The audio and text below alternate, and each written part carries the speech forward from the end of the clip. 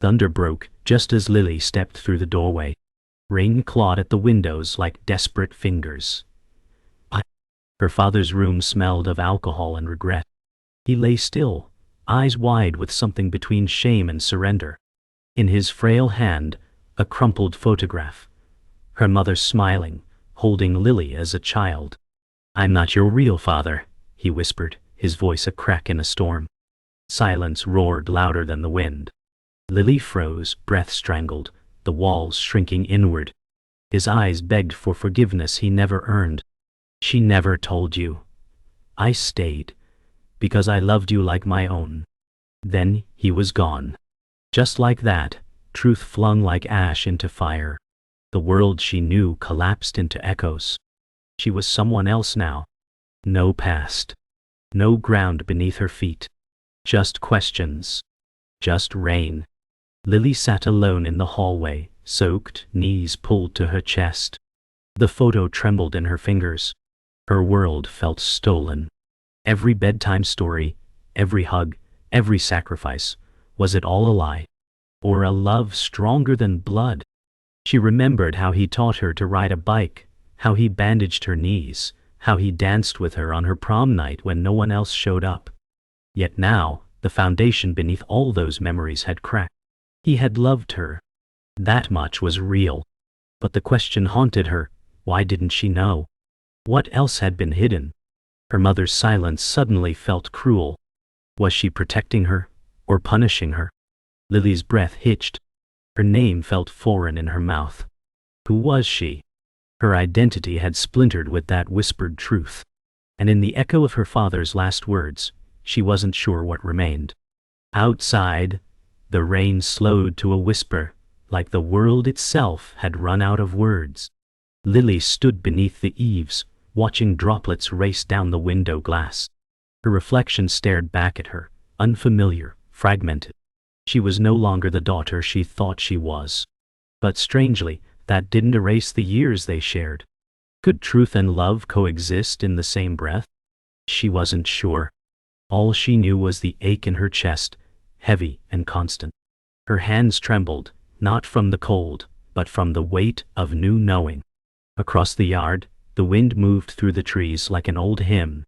Her breath misted the glass, and with a single finger, she traced the outline of a name she no longer trusted to be hers. The silence around her didn't comfort. It accused. She whispered, "Who am I now?" The funeral was brief. Sparse attendance. New. The air was damp with leftover rain and unresolved questions. Lily stood at the edge of the crowd, arms crossed, eyes hollow. Her father's coffin, plain and dark, rested beneath a veil of gray sky. The priest's words faded in and out, barely cutting through the fog in her chest. "A man of quiet strength," he said. But Lily heard something else. A man of buried truth. A man who loved deeply, but never fully. She clenched the photograph in her coat pocket, not to remember him, but to confront him in silence. As the first clump of dirt hit the coffin lid, she flinched. It sounded like accusation. She didn't cry. Not yet. Her emotions stood frozen behind a dam of disbelief. The goodbye felt hollow. He had left her with a beginning she never asked for. Back home the house felt heavier than before. Every creak in the floorboards echoed with ghostly footsteps. Lily entered the living room and stood still. Everything was in place, but nothing felt familiar. She scanned the photographs on the mantel. Him. Yen. Her. Ow. Them. Was it ever real? Her hand hovered over one frame, then pulled away. The warmth in the images now felt distant, like echoes from someone else's life. She walked to the bookshelf, trailing her fingers along the spines. There, wedged between old manuals, a thin brown journal. She opened it. First page, her name. Second page, forgive me. Her knees weakened. She sat down on the floor, the journal in her lap. Maybe the answers were here. Maybe her father's truth didn't end with death. Maybe this was the beginning. The journal felt like it pulsed in her hands. Its pages, brittle and faded, carried her father's penmanship, rigid, deliberate, honest. "Lily," the entry began, "not by blood, but by every beat of my heart." Her throat tightened. He wrote of moments she never remembered. Her first fever, her nightmares, the way she'd cling to him after thunder. Page after page, he bled quiet devotion. But woven in his words was something else. A name. Samuel. A man she had never heard of. A man connected to her mother's silence. Her heart pounded with questions. Who was Samuel? Where was he now? Why was he erased from her life? The journal trembled in her grasp as her reality began to reshape again. This was no longer just grief. It was an excavation. A digging not into the ground, but into herself. The attic was suffocating, hot, dim and crowded with ghosts. Lily climbed the creaking stairs with a flashlight and dread. She needed answers. Her mother's old boxes were stacked like unspoken memories. She found one, marked 1978, 1985, in her mother's handwriting. Inside, faded letters, a dried flower, and a photograph of a man with deep eyes and a crooked smile. Samuel. The back read, "The day we almost stayed." Her mother had written that. The air around her felt thinner. Her hands shook. Every breath became harder. She was staring at a life abandoned, a love buried, and maybe her origin. She wasn't angry. Not yet. She was unraveling. The attic groaned as though echoing her disbelief. She wasn't alone. Not in this room. Not in this truth. The past was alive, and it had teeth. That evening, Lily sat by the fireplace with her mother's letters spread across the rug like a confession. The ink was smudged with time, but the emotions still screamed. "I chose safety over truth," one letter read. "That winds. He would have broken us both." Her mother's voice wove guilt and love together like threads from the same cloth. There had been pain, threats, choices made out of fear. Her mother had run, not from love, but from danger. And the man she knew, as her father, had stepped into that wreckage and built a home on its ashes. Lily blinked back tears. They weren't from sorrow, but awe. She had been born from chaos, but also from choice, from courage. The fireplace crackled softly, as if agreeing. She traced her fingers across the faded pages. These weren't just letters. They were the roots she never knew she had. At dawn, Lily stood by the mirror in her childhood bedroom, holding the photograph of Samuel next to her face. The resemblance was undeniable. The slope of her nose, the shape of her eyes. She wasn't looking at a stranger. She was looking at herself. Her identity, once solid, was now fluid, refracted like light through a cracked lens. But instead of feeling shattered, she felt strangely whole. Every scar her father had hidden, every lie her mother had whispered, all made sense now. The truth didn't erase her past. It just gave it shape. As the morning light touched her cheeks, Lily whispered, "I'm still me." And it was enough. Not closure, but clarity. The mirror reflected a woman reborn not by answers, but by the bravery to seek them. She returned to the grave, journal in hand. This time, no tears. Just truth. "You lied to protect me," she said aloud. "But I would have loved you either way." Her voice was steady, carried by the morning breeze. Birds stirred in nearby trees. Lily knelt beside the grave, opened the journal, and placed it gently on the soil. "This was yours," she said, "but the rest is mine now." Her grief was no longer a weight. It had become a door. Behind it, forgiveness. Not blind, but earned. She stood, eyes dry, heart full. For the first time, her identity wasn't tied to someone else's silence. She wasn't lost. She was rewriting herself. As she turned to leave, the wind picked up, fluttering the journal's pages. The past had been spoken. The present was hers. Lily sat across from her mother in the sunroom, the journal resting between them like a lit fuse.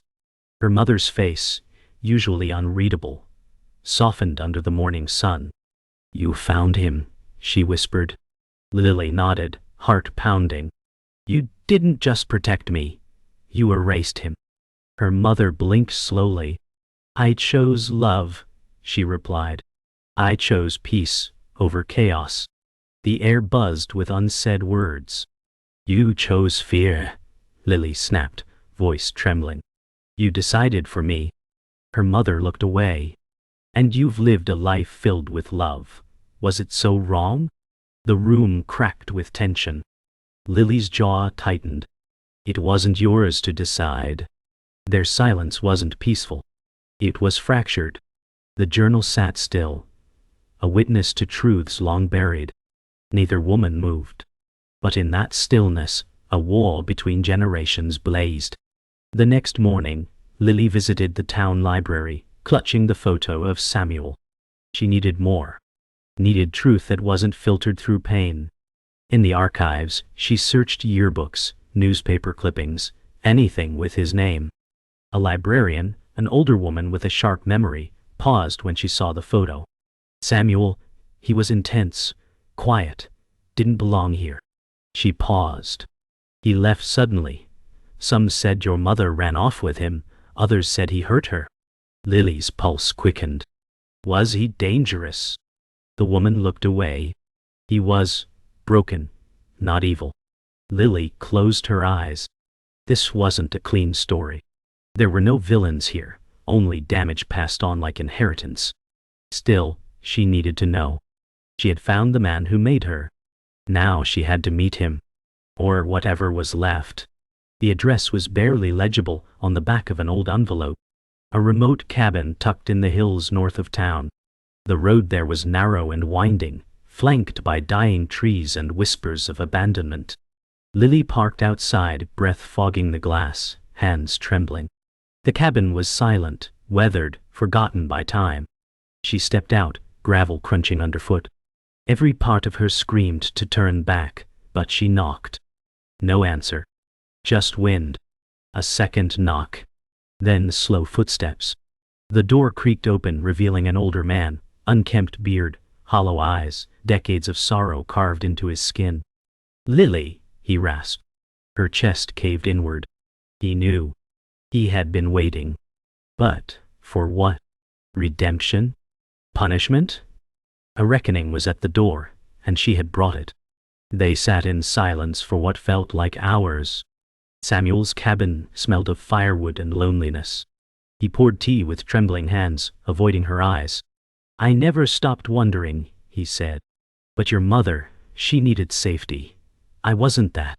Lily looked at him, his sunken cheeks, calloused fingers, eyes full of ruin. "You didn't fight for me," she said flatly. "I was a wreck," he admitted. "I thought letting you go was love." His words struck like stones. "Love isn't disappearing," she said.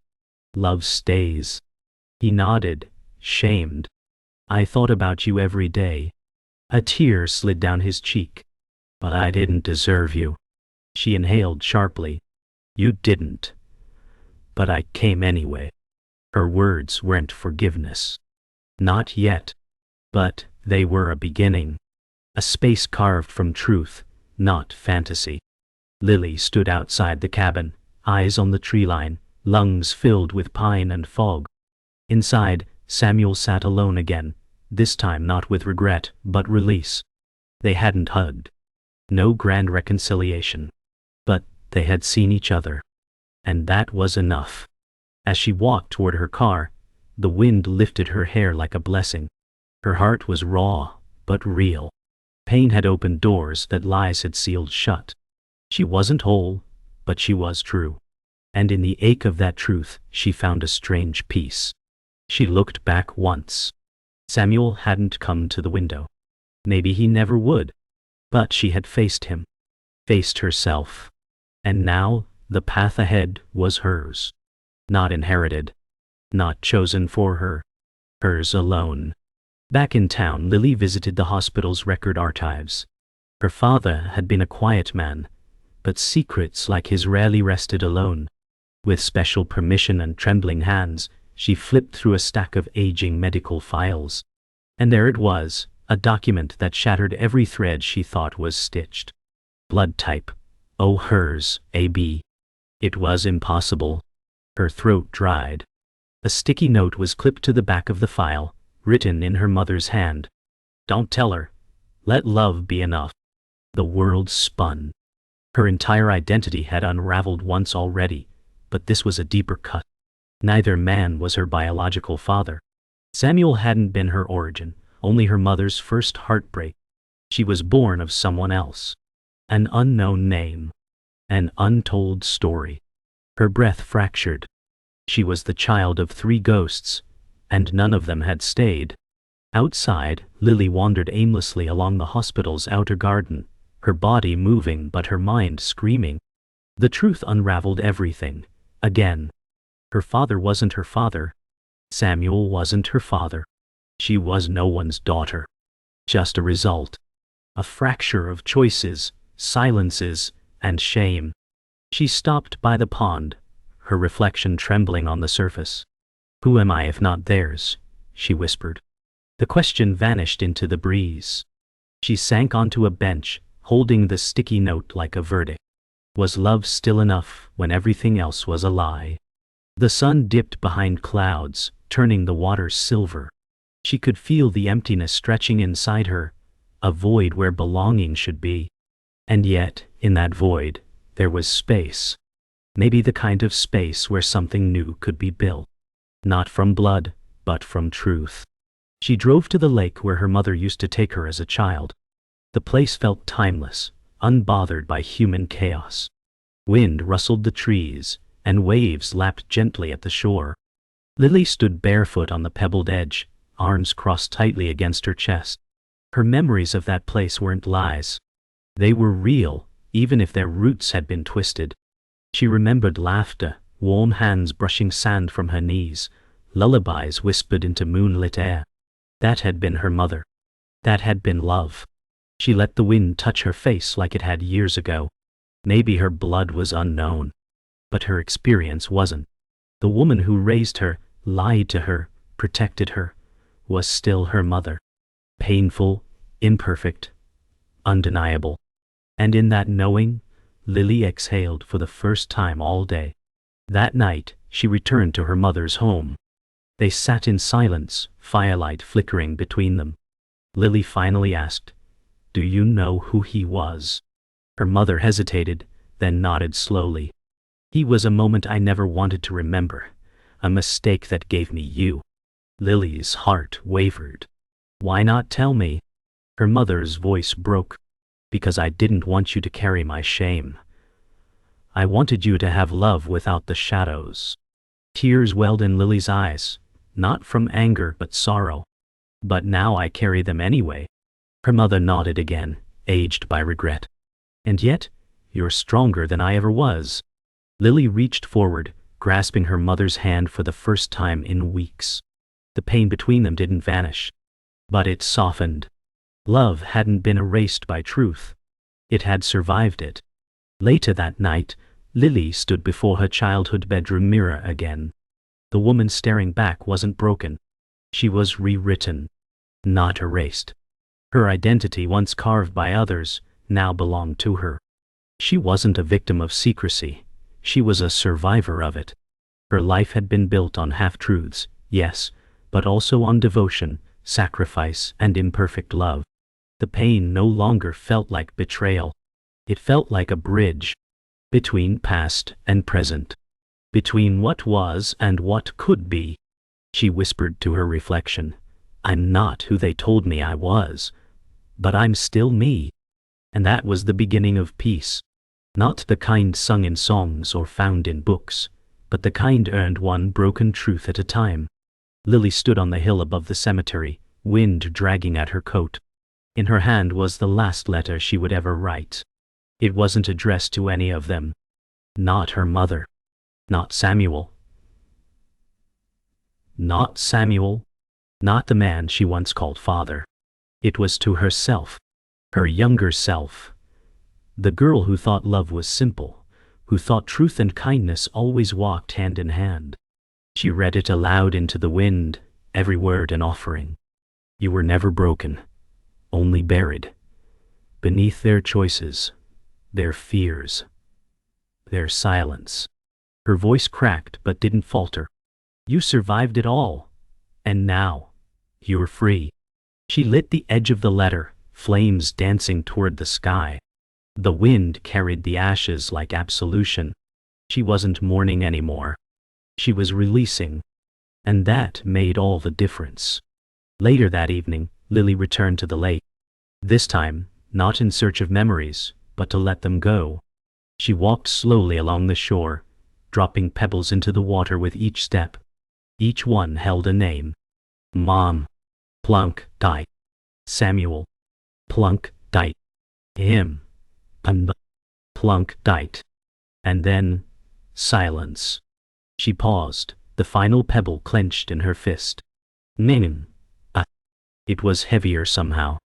Not in weight, but in meaning. With a soft exhale, she let it go. The water rippled outward, circles stretching across the surface like forgiveness. She sat at the water's edge, eyes dry, heart swollen. She had confronted the shadows, and now she watched them dissolve. The lake reflected nothing but sky. No ghosts. No past. Just her. Finally, just her. The next morning, Lily walked through the market square, where life moved on, untouched by her personal storm. She watched strangers laugh, children chase pigeons, a couple hold hands tightly. The world didn't pause for her grief, and that strangely comforted her. Her pain had once made her feel special in the worst way. Now, it made her human. She smiled at an elderly vendor who offered her an apple. You look lighter today, he said. She nodded. I am. It wasn't that the past was healed, but it had been faced. She bit into the apple, crisp and sweet. A small act, but powerful. She had nourished everyone else's silence for years. Now, she was feeding herself truth, and it tasted like freedom.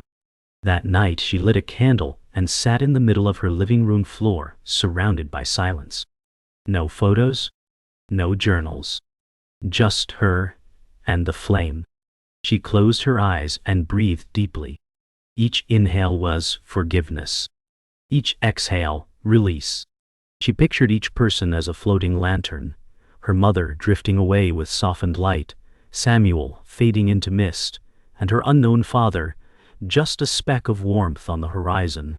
She smiled, not because it was over, but because she no longer needed it to be.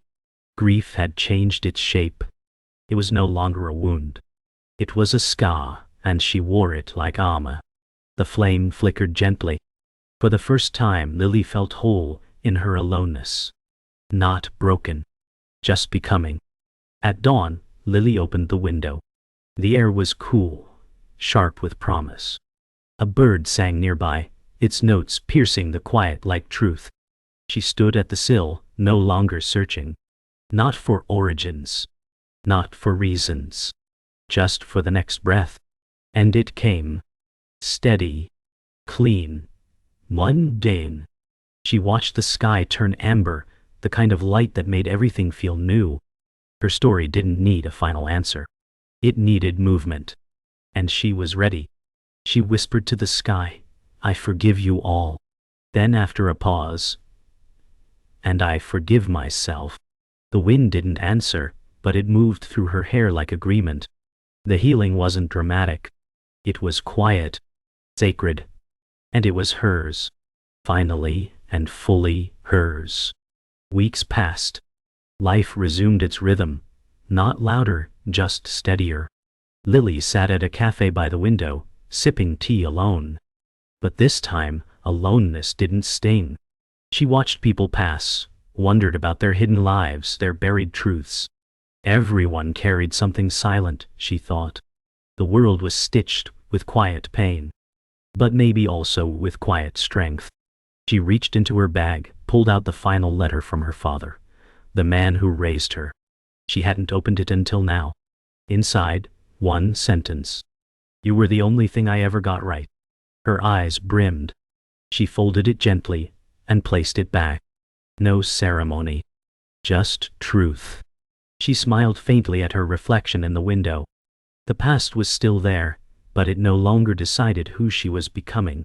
That afternoon, Lily visited her childhood school. It was quiet, empty for the holidays. She walked down the hallways, fingers grazing lockers and faded posters. She peeked into her old classroom. The desk in the back still bore the carved initials, hers. That girl, she realized, never truly left. She had waited through every betrayal, every lie, every loss.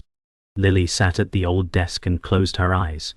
She imagined whispering to her younger self, "You were never too fragile for the truth." A breeze from the open window stirred the dust. She didn't belong here anymore, but she wasn't lost either. This wasn't nostalgia. It was reclamation. Her story wasn't about what had been taken. It was about what she had chosen to keep. Later, Lily stood before a blank canvas in her studio. Her brushes waited patiently. She hadn't painted since the funeral. Not because she didn't want to, but because she hadn't known what to say. But now, she didn't need to speak. She dipped her brush into a deep ochre, pressed it to the canvas. The first stroke was not precise. It was emotional, honest. She painted not faces, not places, but emotion itself. Grief in sweeping reds, forgiveness in smoky purples, rebirth in pale gold. She let her hands move without reason, without apology. She wasn't painting to be understood. She was painting to understand herself. By the time the sun dipped, the canvas wasn't done, but she was changed. This wasn't art. It was acceptance in color. That evening, she took a slow walk through the neighborhood park. Children played, lovers strolled, someone practiced cello beneath an oak. She passed a bench where an old man nodded hello. She nodded back. No words. Just shared existence. Lily sat on the grass, watching the sky bleed into dusk. She wasn't chasing answers anymore. She wasn't rewriting the past. She was simply being. In the wind's hush, in the falling light, in the distant sound of strings, she found clarity, not the kind spoken aloud, but the kind felt deep in the bones. The pain hadn't disappeared, but it no longer screamed. It hummed. It harmonized. She laid back on the grass, arms outstretched. The earth held her, and for once, she let it. At home, Lily entered her bedroom and looked around, not as a daughter, not as someone lost in a legacy, but as herself. She gathered old photographs, journals, and fragments of letters, placing them all inside a wooden box. Not to forget, but to hold them with boundaries. She tied it shut with a ribbon, then slid it beneath her bed. A place of rest, not erasure. She stood up, exhaled deeply, and turned out the light. As she pulled the blanket over her body, she realized this was the first night she wouldn't cry. Not because she had healed completely, but because she no longer feared the process. The dark was no longer her enemy. It was her teacher. And now, finally, she could sleep. Spring arrived with little warning. The trees outside Lily's window had bloomed overnight, cherry blossoms fluttering like memories too soft to hold. She opened the window and let their scent spill into the room. It reminded her of childhood mornings, of untouched hope. She wasn't who she was then, and that was okay. She had unraveled and rethreaded herself into someone new. Someone not defined by what was hidden or told, but by what was discovered. In her journal, she no longer wrote questions. She wrote beginnings. Not a final chapter, but a re-entry. She whispered, "Let this be enough." And the silence that followed wasn't hollow. It was whole. The petals continued to fall, and she didn't try to catch them. She let them land wherever they pleased. In the community center, Lily began teaching painting again. Her students were different ages, different backgrounds, but all of them, like her, had stories too heavy for words. One afternoon, a girl with tear-streaked cheeks asked, "What do you paint when you don't know what you feel?" Lily smiled gently. You paint anyway. The girl blinked. Even if it doesn't make sense? Especially then, Lily said. The brush becomes a voice when your voice shakes. The canvas becomes a mirror when your soul forgets its shape. Lily watched as colors spilled into chaos, and slowly formed something honest. Not perfect, just true. And that was enough. Teaching didn't feel like returning to something old. It felt like blooming into something earned. A place she belonged not because of her past, but despite it. At a street fair downtown, Lily wandered among stalls of books, herbs, and hand-carved trinkets. She wasn't looking for anything. That was the miracle. No more desperate searches. No more answers disguised as anchors. A vendor handed her a small wooden carving, an open hand holding a seed. You look like someone who plants things, he said. Lily laughed. Not because it was funny, but because it was true. She bought it and placed it in her coat pocket.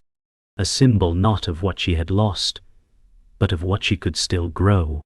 She strolled through the crowd, not invisible, not loud, just present.